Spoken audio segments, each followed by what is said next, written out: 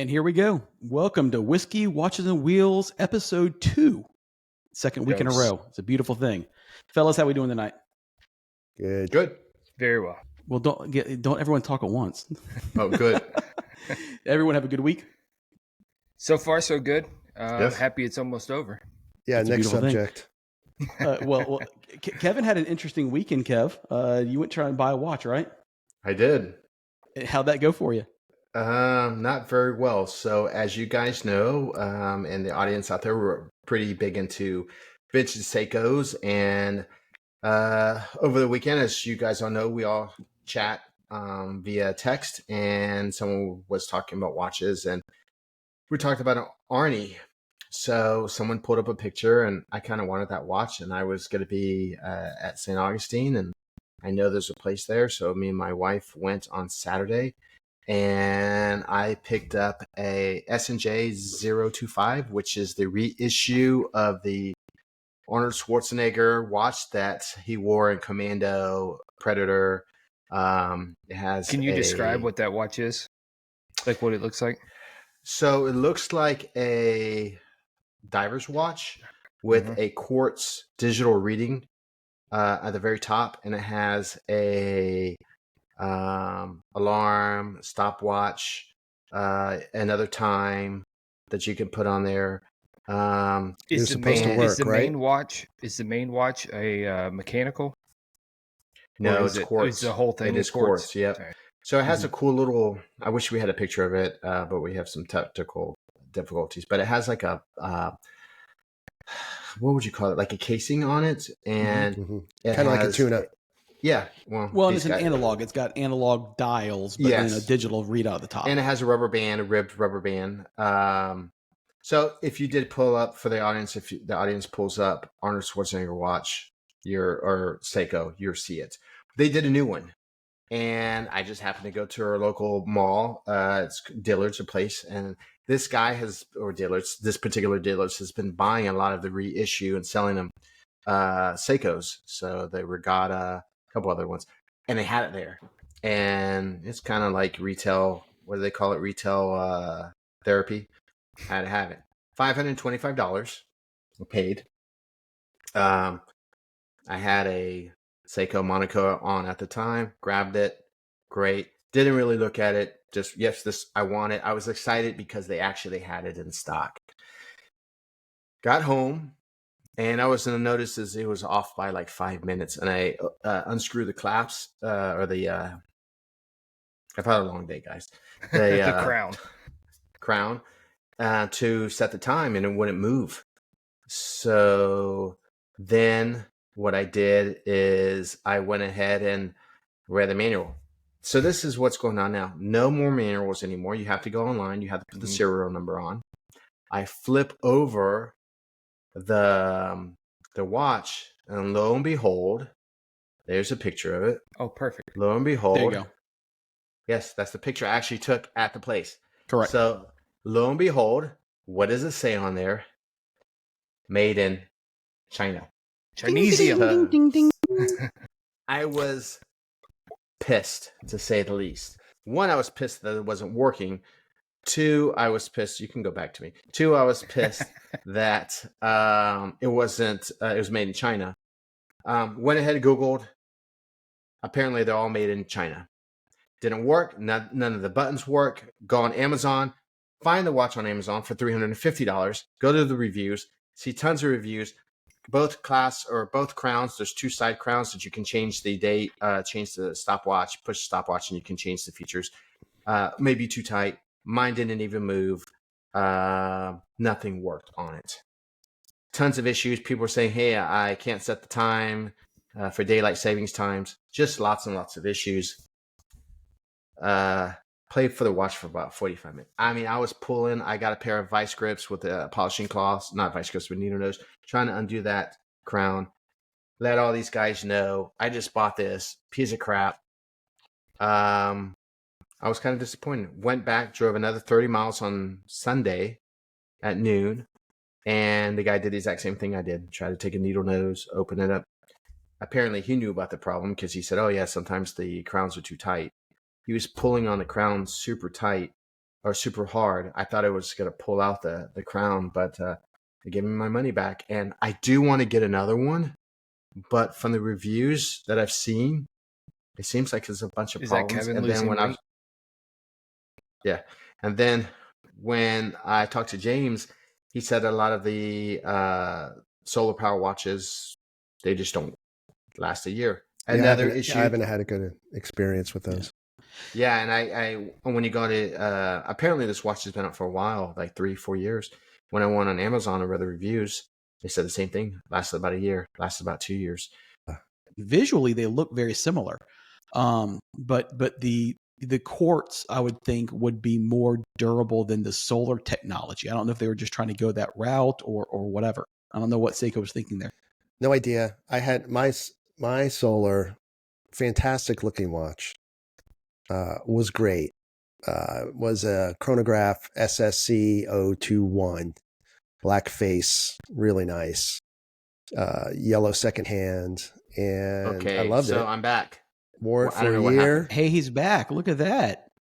Wore it for a year, and it died on me. So, yeah, Kevin, we were talking. I was saying I was really surprised how when you got that, the original Arnie was a quartz movement, which is fine. Doesn't need to be mechanical. But I was surprised they went with solar for the new one. I guess maybe it's the rugged theme or whatever, but I just wonder how much that solar technology was causing the issue with the new watch. And the fact that it was made in China.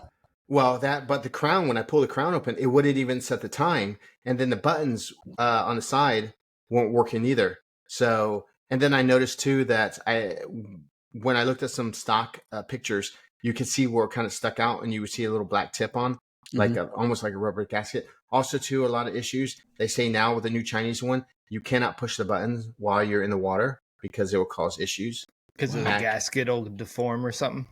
Yeah. But back in the 80s, you could push that button because people would be pushing the button while they were actually in the ocean to read, their stopwatch or so. It just seems like the quality has gone to, price. And this watch was $525. I'm sure back in the 80s. Not cheap. I can get a original one for they're probably about $1,000 now, a really good quality one. You can find them for probably about $500 as well on the secondary market for the older ones, but they're kind of beat up. So we're seeing. It's not a unique situation here. Every watch company out there is trying to go the retro route and grab as much as they can on their history. So the fact that Seiko's doing it, all the power to them. Everyone else is doing it. Look at the Omega Swatch. So, we're spending $250 on a plastic watch, and everyone's going nuts for it based on the limited availability. But if you look at Seiko right now, they kind of remind me of some of the car manufacturers early on in the 90s who lost their way on the design side. So, we were talking earlier about, our Pepsi or 007 SK, 007 SK, 009. Which is this watch here. Yeah. How they've discontinued that watch and then replaced it with the Sport 5 for everything. So it seems like Seiko's kind of gone lazy on the design side. And for me, what drew me to Seiko watches was the design. Those classic design watches that were always a surprise when you came across one. Now I look at those and it's just, that doesn't excite me too much. Well, we've been talking about this and we've been friends for a while. I love watches. I have a ton of watches. I love them, but I've never been an avid vintage watch guy. I've always been the guy going out and buying, new stuff. And I really, it wasn't until the last several months when we've been sharing information that, I really saw a lot of the style and design from those 70s and 80s Seikos. And when you look at them, once you start seeing them, it's undeniable that all the new stuff is just copying the old stuff and not well. I mean, a lot of the stuff that I'm looking at them and I'm drawn to those because they're just absolutely beautiful. Their color and their, the size, they're chunky. I mean, it's just a really good watch. But it's difficult because when you're out there and you're just, going on Google and typing in, vintage watches and it doesn't matter if it doesn't be Seiko, it can be any brand, but all it does is send you to 1,000 different eBay links and this guy's in Taiwan or what, and you don't know if they're real or not real. And talking to you guys that have more vintage collections, what draws you there as far as, what resources are you using to try to figure out what's real, what's not real, what information's out there for a newbie that doesn't even know anything about anything. They just like the aesthetics. If I can go out and see a watch and say, oh, okay, I like the way that looks. When I first started collecting watches, I'm going to be, I'm real. I'll say this, when I started collecting watches, I was gravitating towards like Invicta, which is a total shit brand, but I didn't know any better. I liked the way they looked. It wasn't until I started, I had like 20 of them. And then I started reading on different forums and Reddit that they were really garbage and they weren't wrong. They started breaking and everything, so that's when I started going into more, no quartz stuff, more, analog, mechanical stuff. And so, but there's just not a lot of resources out there, at least not that I've been able to find, but you guys have been fairly successful in getting good pieces. Yeah, and I think it's been between James and putting me, a lot of stuff's just been on the internet. Like I just showed the guys yesterday. We'll talk about a story with Casey, but in a couple of minutes. But going on the internet and I didn't even look about a aftermarket dials on a Pogue, and I looked at it. I looked at this YouTube video, and I went to my Pogue and checked everything out. And luckily, everything was fine. But as James has said, as the watches get more and more popular, I think people are knocking them off. I mean, I think the Pogue is a prime example of that. People are making a lot of these aftermarket bezels, a lot of Franken watches. Yeah, Mm-hmm. Yeah. In fact, I have one of those. Franken watch has a whole bunch of different parts, and it's one of my first ones that I bought in Japan. And it was made from and all these different parts, different back, different bezel, different face. I like it because I can beat the crap out of it, but it's just a Franken watch. Well, there's a time to do that, right? Well, so yeah, to when you talk personalize about it, but as a right going down the vintage route, you want a real vintage watch, So for me, it was a lot of research. It was really weeding out people that you couldn't trust and trying to find the people you could. And, I was lucky early on. I've shared this source many times and, I've been able to help a lot of people get into it and maybe a smoother transition into it than some others who got burned a number of times. But I just found some really good resources. And from there, you could really rely on their network as well. So I found somebody local who happened to specialize. When I say local, I say within a 3-hour radius, who specialized in vintage Seiko, strictly Seiko. And that was really the door that opened for me. Is I found somebody I could trust. I found somebody down the road. I found somebody who had a podcast, who had a solid Instagram feed, had excellent reviews, and I tried it and everything was as stated. You knew that not only did he service these watches, but he also had a passion for them, which either you'll know that or you won't when you find this person. There's always going to be the person to make the quick buck. They're not going to be experts. You got to find the experts. So, like you said, James, he only does Seiko. Yeah, he does. I think maybe a couple others, but not turned very you much. on. It's all Seiko. Yeah, turned you on to him, and he's very trustworthy, and we've all been very pleased. And that's all his business is not selling watches, which is great. His business is servicing watches. Like, yes, he will have a couple that he will have maybe from somebody that probably says that it was too expensive for me to service. And that's one of the reasons why I like the Seiko watch. Yes, as in the first episode of you guys, I do have some very, very expensive watches. But I do like the Seikos because they're all a little bit different. They all have stories behind them. They have, names of people like the Bruce Lee that we mentioned last episode and John Players and stuff like that. And I think that was just pretty neat. And I'm not spending, know my wife's listening to this, so I'm not spending thousands of dollars on watches, and I can have a pretty good assortment. And you know what? It's a great conversational piece. Not many people, if you know, and not many people, they look at the watch. Even when I was wearing that Monaco a couple of days ago, I had somebody at a bar go, "Hey, what kind of watch is that?" And I was kind of like, "Oh, I'm assuming a dive bar, well, right? you look at it in these terms. Okay, You know where that's going.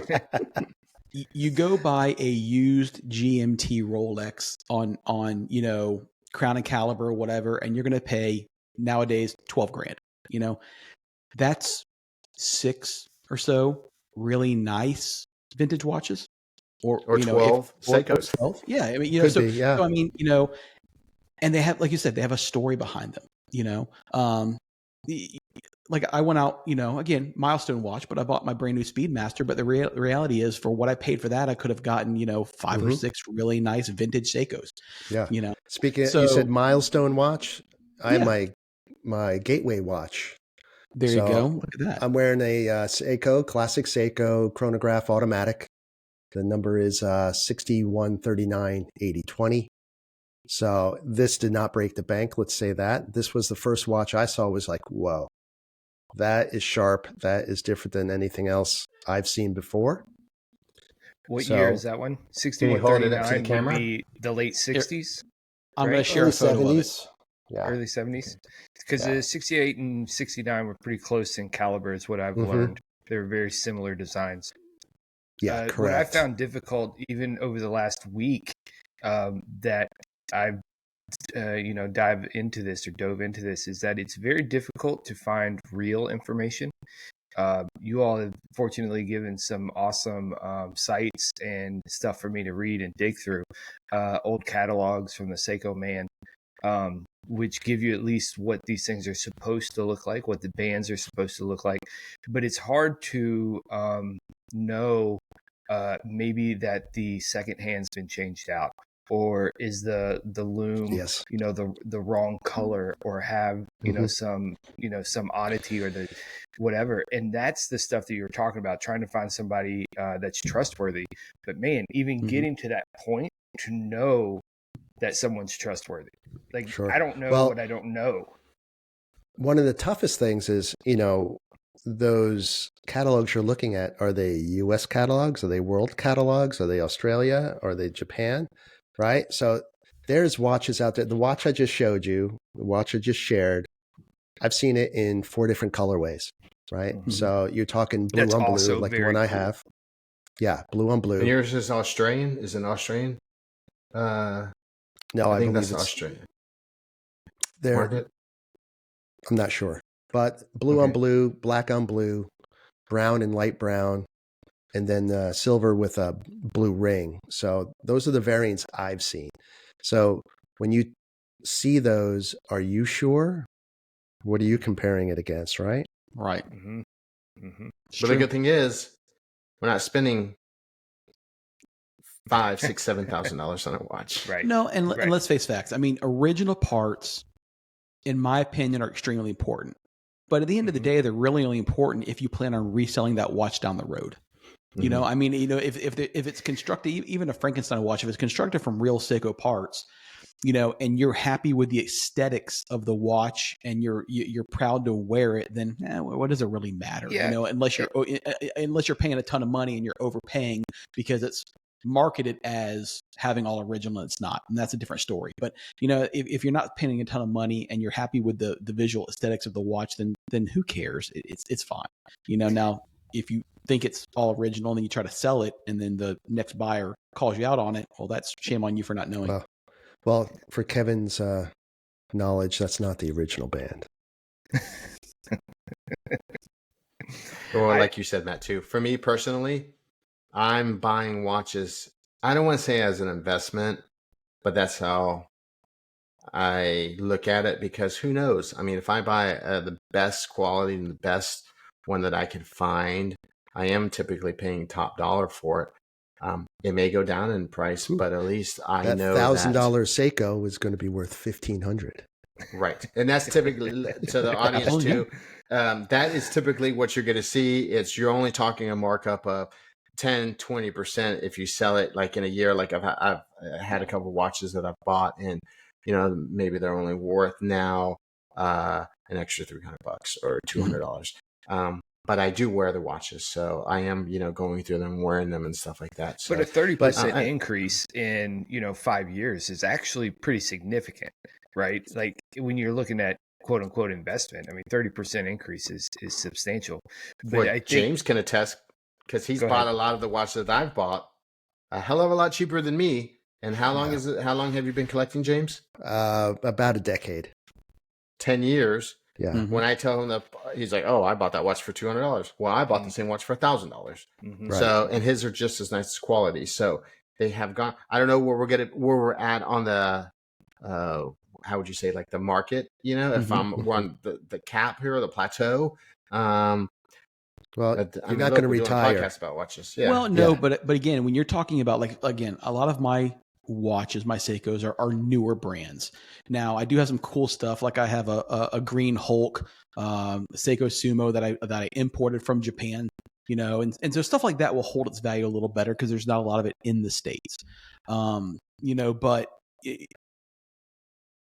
the reality, I don't even know where I was going with this. Well, the one thing that I can tell your you, internet froze, but it's actually just you. No, it was me freezing. I getting old, man. It's been a long week, and I had a point on my mind, and I just forgot it. Well, here's the thing: is you can talk all about the investments that you want to, but if you're getting into it for the investment, you need to find a better return because it's a Seiko, and they're nice watches. I'm drawn to them strictly for the mechanical, for the look, for the value. I'm not looking to take my $10,000 Rolex that I grabbed from the AD and flip that for 18. I'm not. No. That's not what I'm looking to do here. I'm not looking to actually even collect these watches as a whole and say, "Wow, look what I did." I like them. Simple as that. Mm-hmm. And So I think I'm that enjoying for me them. is what is so attractive to the Seiko in general, right? Is that they're completely different, right? Like to find a mechanical watch. Again, I'm so new to this, so a lot of this is very interesting. But the fact that it's your wallet's totally in shock, Casey. It's not in shock yet. You wait till another couple weeks, it might be ringing. But the fact that it's mechanical and it kind of goes along with the other things in our lives, I think that we really like. As we look in the background of your room there, James, you see the analog stuff, right? And you see it in Matt's background here with the early Porsches, right? It all kind of goes back to something that it's before my time, admittedly, but I still am drawn to those mechanical, solid, quality pieces. And you try to buy an Arnie today, and it's a piece of shit. And these things, that you pick up, and they're 50 years old, 50 plus years old, and it's still ticking like the day it was dropped out of. Well, I think that was my point that I when I had a brain freeze was that they're not going to show it up majorly in value. That being said, there is a limited number of them, and as time goes on, there will be less and less of them because again they are 20, 30, 40 years old. So yeah, well, I think we touched base on that in our chat as far as finding a Pogue was rare until the Pogue got popular, and then all of a sudden they appeared out of everywhere because every grandfather's drawer was going through or box in the attic looking for this stuff, and all of a sudden they're kind of everywhere, right? Well, and so, like James and I said too, or you're taking a 6139 whatever and throwing a Pogue face and an aftermarket face and an aftermarket hands and aftermarket and bezel, and now you have a Pogue. But how do you know it's real? Pogue-ish. Well, you Google Seiko Pogue, and literally the first link will be to eBay for someone selling one for $349. That's not. It's not real. There's no way. So. But I don't know how much further we want to go on this, but the other aspect of this is you all, Kevin, you said it, like you sit down in a bar, some random dude says, "Hey, dude, that's a cool watch." People my age don't wear watches, right? It's the Apple Watch or it's your phone, and you just don't think about anything additional to that. And again, you look Casey, back in this. hold on, man. I know someone's daughter who yelled at me for saying that. So, Well, she's also special and different. She called me to the carpet for saying that. So you better be careful, man. No, you Well, look she back. doesn't far from the apple or from the tree. So. But you look back, and I'm getting hurt into it. Go ahead, Casey. The 60s and 70s, the statement piece wasn't your latest phone because it didn't exist yet, right? You had something else, and oftentimes it was a watch, and it's not the same today. And so to harken back to those days where things were a little different, a little simpler, at least in that aspect with a watch. And when I the think, phone was hanging on the wall. Yeah, exactly, right? With the dial. No doubt. Yeah. So this is kind of a good segue we can get off of. But Casey, so Casey's been talking to us. We've been, he wasn't a Seiko. You don't have a Seiko. Well, you do now, but it's coming. I still don't. Yeah. Because of us, Casey, what'd you do? Yeah, so what trouble did you get into? Yeah, exactly right. No, I jumped in. You all sent me the Seiko Man, and I'm looking through catalogs after catalog, and I'm looking at, man, what is something totally different? And I'm scrolling through Instagram, and what caught my eye was the Time Sonar, 1971 Sonar. It was immediately caught my attention because, again, completely different. I've literally never seen a watch like that. The mechanical aspects, the original bracelet, in just phenomenal colors, and apparently phenomenal condition overall. But it's coming out of the East, and it'll be here at some point, hopefully, fingers crossed. DHL says it's coming. But super excited about it. Really super excited. It will be well packaged and take you approximately 20 minutes to open. So be prepared for that. So it has a clear back, which is Seiko's first clear back watch that they've ever done. And I know they're doing it for the newer stuff, but the first one. And maybe Matt can put a picture up of the Time Sonar. Let's see here. It will be a blue face. So they made two. They made it. It's only JD in market, so this is not a watch that you could actually get here in the States. They made a brown face with a green hands, and they made a what'd you call that, James? Like a teal, kind of a teal. Yes. Which now, it's more teal. Everybody wants that Tiffany blue. I'm sorry, so loud. Everybody wants that Tiffany blue teal face. They did this in the 70s. Yeah, which is so cool that my daughter just made me buy a Tuzo blue-faced watch because it's that Tiffany blue, and Casio's making some Tiffany blue stuff, and you have the Rolex with the Tiffany blue, super expensive. They had that in, it's not quite 71. Tiffany blue, like an aqua. 71. So congrats on the watch. Maybe we'll see it next podcast. Yeah, I hope so. Very jelly. That's awesome. Been on the list. It's been on the list for years. Been on the list for James. And James's problem is he doesn't want to spend the money because he remembers a decade ago when they were $200-$300. Well, yeah, that's true, and also the popularity of them. It's it really has come up as far as the availability and desirability because you access. got two of us that learned about it because of you. So just stop wearing the watches. And that's fine. I'm happy about that.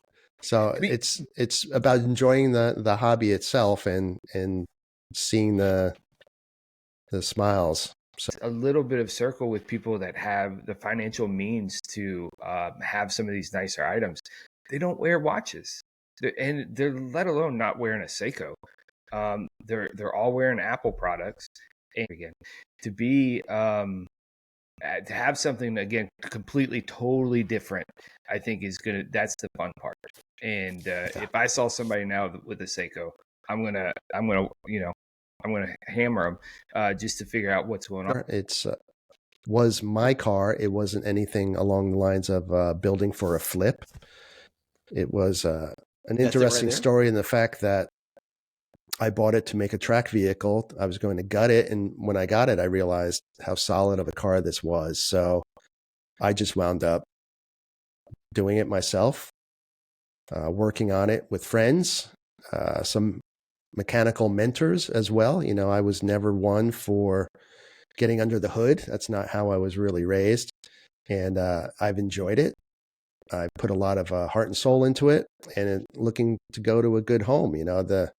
My daughter, she's not too happy about it, as that was her daily drive for high school. Was it really? Was it really? That's Yes, pretty absolutely. awesome. So she was one of the cool kids with a cool car, right? Yeah. No joke. I would have loved to have that in high school. Yeah. So we worked on it.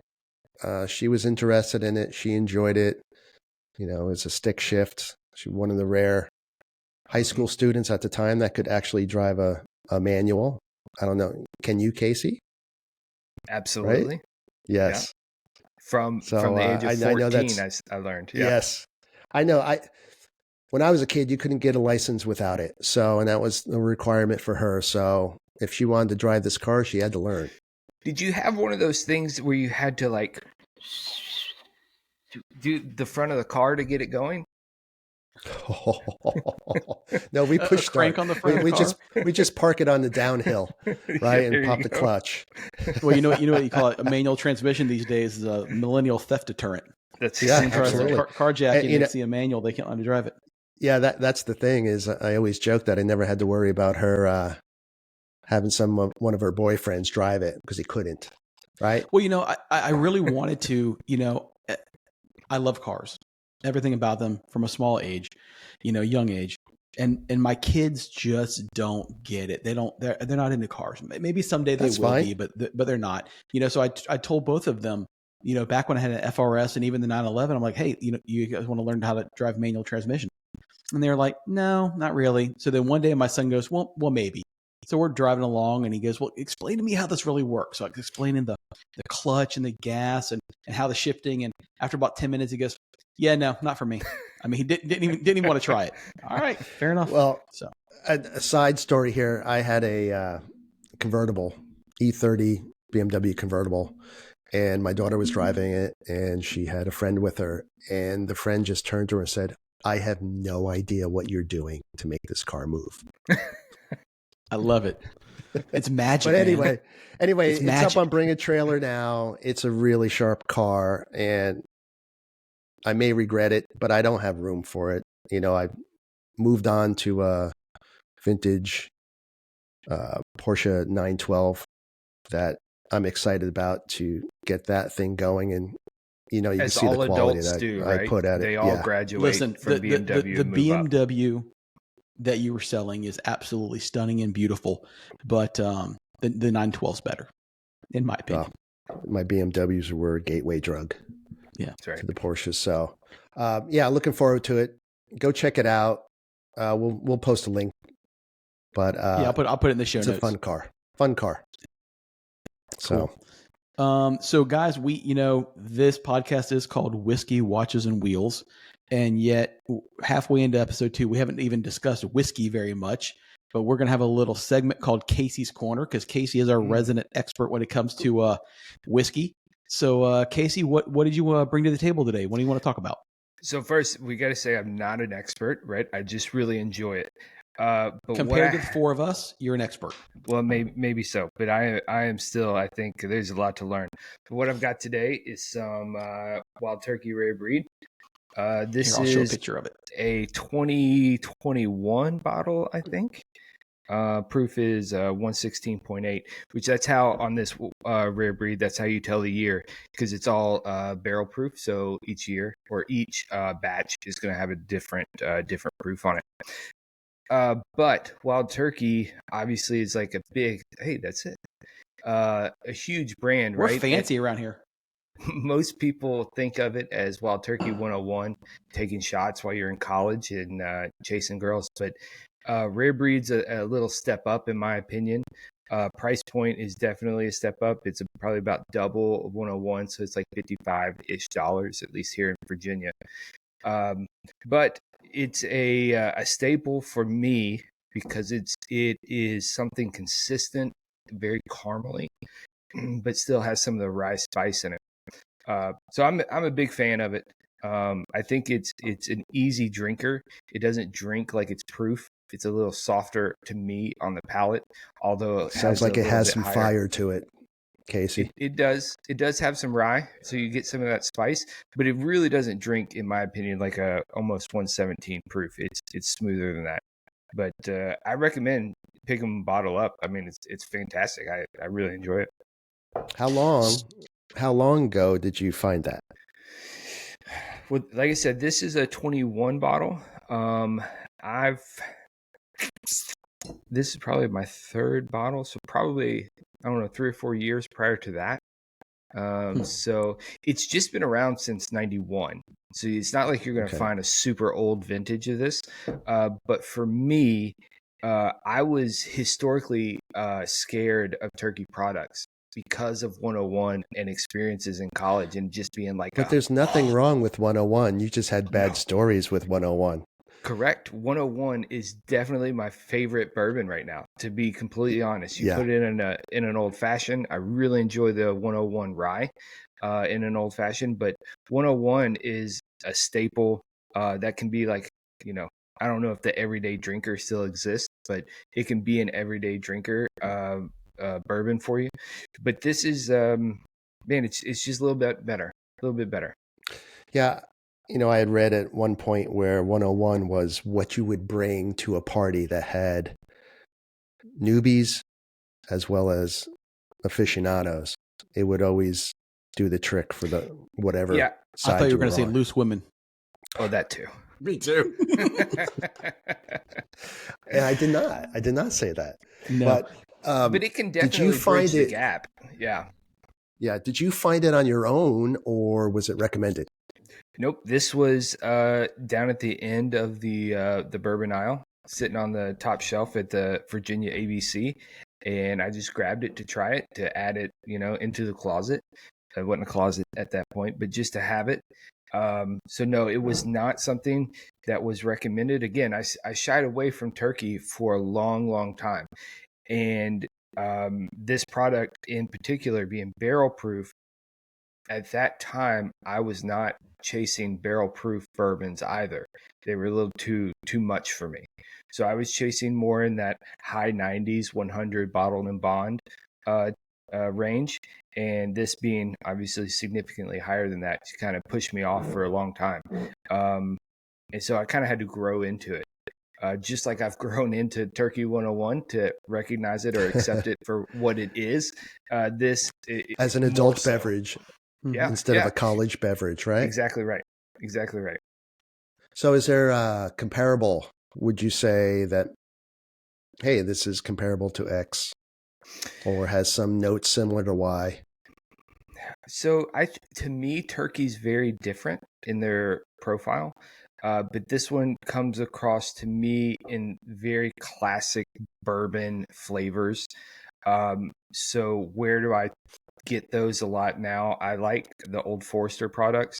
So something like a 1920 Prohibition. I would put up there in this kind of same range for me. Again, different profiles, but it's kind of in the same vein. Let's see what else. Just the barrel proof stuff in general, but not the scorched earth, 120s, 125s. Something that's mild. This is put in the barrel at a lower proof. It's usually around like 105, 110. So it's lower, whereas the limit's 125. So it's a little bit softer when it comes out. I think that helps it. I think sometimes these really high alcohol content bourbons, the alcohol burnt, it's hard on your palate. And so it takes you longer to get into it. Whereas this one is softer. You don't have to have maybe a glass of something else before you have this bourbon. You can have this one on your first pour and your palate will accept it. So you don't have to tone it down with a big cube or something like that. Again, not in my opinion. Here, I just got in a Glencairn. Oh, nice. I do think it can sit for 10 or 15 minutes, and that'll kind of air it out. But I don't think you have to do that. And like I said, it's not so hard on you that you need to soften it up with ice or a dab of water or, have something else beforehand. So another question is, could you go into that without knowing the 101? Could you just go straight into that off the shelf? Be honest, not with your expert or amateur Yeah. like if I think that I'm too biased because I like it so much that I would say yes, go out and try it.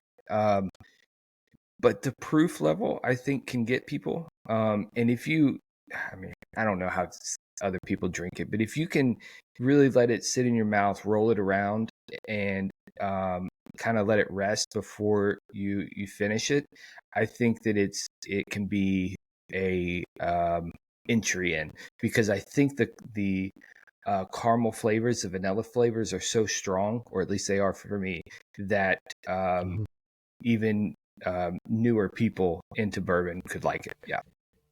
and even if they That's don't awesome. like it, like So Casey, you that's said a good that's a question, Casey. So- 2021.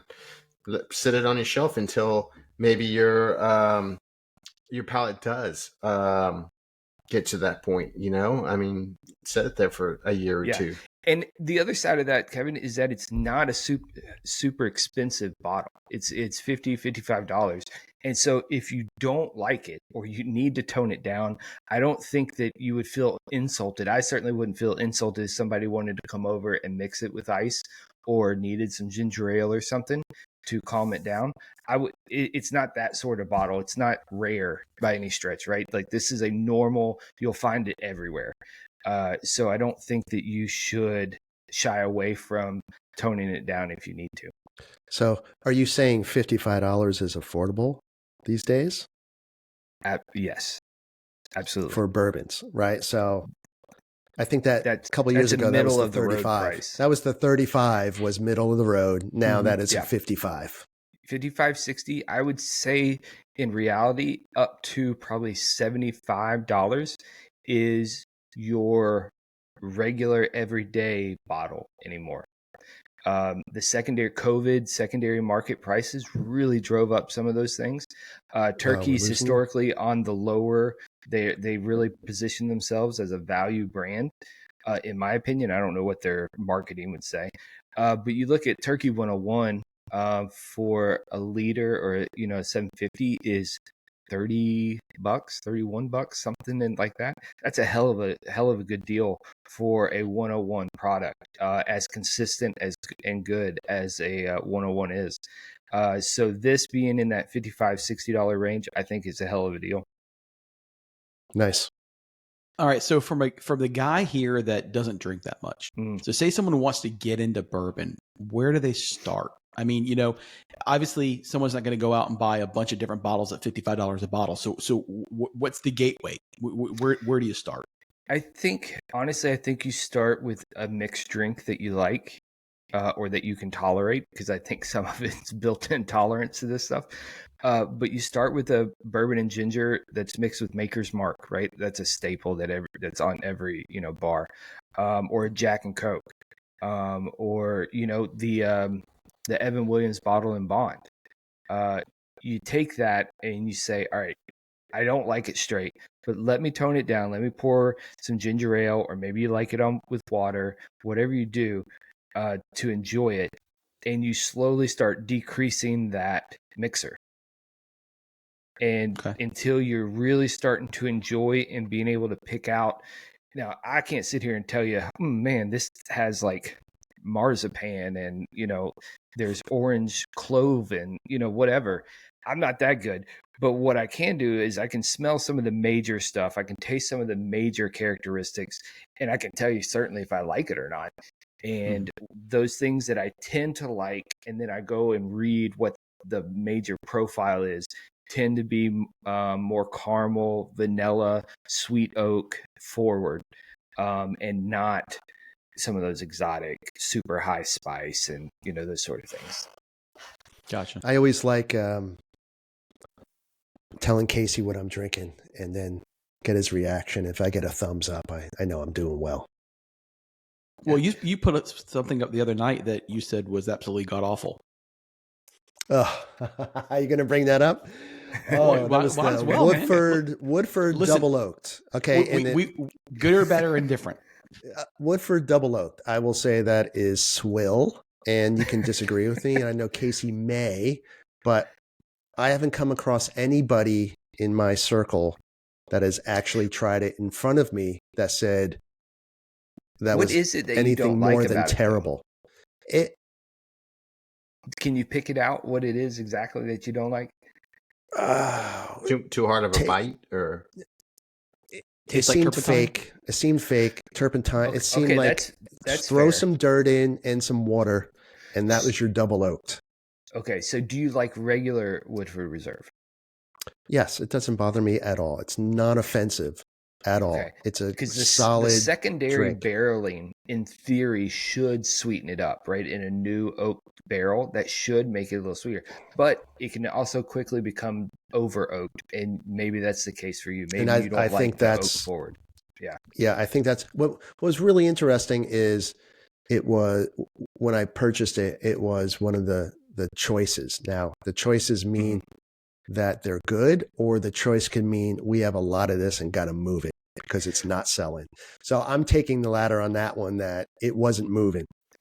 So I have two things to say about it. When during COVID or shortly thereafter, when things in Virginia were really difficult to get, even basic bourbons were really hard to get. We have big like allocation issues, whatever. But there was a dude that walked in, older gentleman, and he picked up every bottle of double oaked on the shelf. And it's like what, $75, $80, something, $90. It's fairly expensive. He picked up every bottle, and I was like, dude, it is not worth that. Like, look Well, at all I this didn't pay other that. stuff. Like, Yes, there's a I lot did not of good pay stuff that. over here. I believe I literally paid $45. Oh well, that's really good. It's not that That's here. Yeah. that's not bad.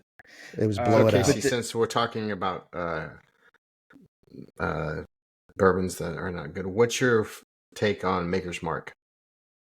I think Maker's Mark is still for me the bar. Maker's Mark was the first good bourbon that I was introduced to. That is what I learned bourbon was on Maker's Mark in Kentucky, and I think in general. There's an old Maker's Mark ad that kind of set it off when it first was coming to market. Was it Maker's Mark? It tastes expensive because it is. Like, so that was like one of their original like ads, was that they wanted to be a high level bourbon. And as Premium. time's gone by, it's kind of become a mainstay. But it's a weeded bourbon. I think it's good. I think some of their newer products where they've done some extra stave flavoring, if you will, I think it makes it is a little better to me. But I'm not a huge fan of the flavored, what I'll call flavored bourbons. I'm not a huge fan of these double barreling and doing these Amberana, French oak, Hungarian Sherry barrel. cask. Yeah, I'm just not a big fan of them. I think it's turning into flavored bourbon rather than what it actually is. And I mean, some of them are good. Some of these double barrels, like Sagamore double oaked rye is my favorite rye right now. But with the bourbons, I think it's gone too far, and I think that we're getting out of the realm of bourbon and we're getting into flavored whiskey. Is And I this think is that's this from bad for the market overall. saturation? Is this from saturation of bourbon drinkers, of everyone knowing, right? So it's no different than microbreweries, how they Yeah, I exploded, think and then everyone went and wow, I am now in the bourbon. Like yeah. I do everyone is think into it. since bourbon is so popular right now, and the so popular I think is a little bit of an odd word, because it's not even as popular now as it was in its previous life in the 60s. Like, we're nowhere near the Mhm. the sales volume that it was then. But yes, I think that because we've run out of aged stock, right? We don't have, like, take Elijah Craig. Elijah Craig from Heaven Hill used to be an age stated bottle. It was a 12-year age stated bourbon that you could find on the shelf at every liquor barn or Total Wine or whatever you have wherever you are. You could find it everywhere.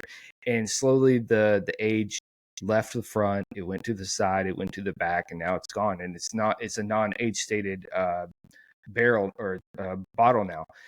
But I think that because bourbon has ramped up so quickly in popularity, that these producers have had to find a way to satiate the market and to give these younger, a lot of it's millennial drinkers, give the younger drinkers something different and something to chase. And while I'm not a fan, apparently a lot of people are, because there's not a producer out there that doesn't have at least one or two of these secondary barreled products in their catalog. Mm-hmm. Does this include a lot of the blends? Blanton's is what? Buffalo Trace, right? No, blends, just Oh, blending. Blends. I'm sorry. Yeah. So blends, I think, are different. I think blending is still considered by many to be a bad word in bourbon. Now, I guess it depends on your definition of blends. So Rare Breed is a blend of, like, they on their site they claim like 6, 8, and 12 year or something. 6, 8, 12, yeah. So, but it's all just one distillery, one mash bill, one product, just aged at different intervals, right? Some of the other blends, like I talked about last week, or what I was drinking last week, is Pursuit United.